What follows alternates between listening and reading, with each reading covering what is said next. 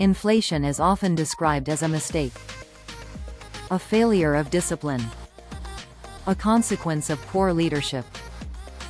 This interpretation is incomplete. In aging societies, inflation is not primarily a policy error. It is a demographic outcome. As populations age, spending obligations rise automatically. Pensions, healthcare, and social support expand by design. These commitments are politically irreversible. Governments face narrowing choices. Raising taxes reduces growth and strains the working population. Cutting benefits risks social instability. Debt fills the gap.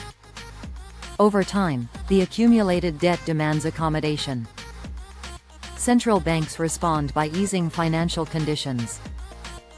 This response is framed as stabilization, as stimulus, as support for growth.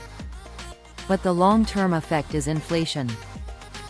Inflation does not appear as a policy announcement. It arrives as higher prices. Gradually. Unevenly.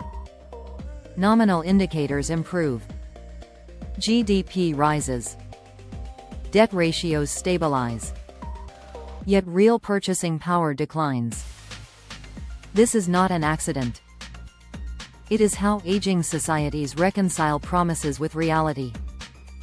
Inflation functions as a silent transfer. From savers to debtors. From the private sector to the public balance sheet. Most people experience inflation, but few recognize its source. They search for policy mistakes, when the constraint is demographic. This distinction matters. If inflation were merely a failure, it could be reversed by better leadership. If it is demographic, it persists across administrations. In such an environment, individuals adapt. They reduce exposure to currencies that can be diluted, and increase exposure to assets that cannot be created by decree. This is not speculation. It is adjustment. Inflation is not a policy failure. It is the monetary expression of demographic reality.